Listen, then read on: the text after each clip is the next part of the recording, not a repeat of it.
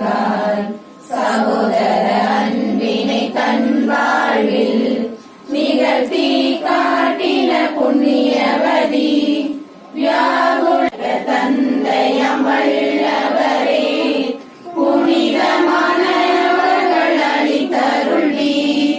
மனுகுல மீட்பரமெசியாவே புனிதமானவர்கள் அளித்தருள்வி மலம் நிறைந்தவரே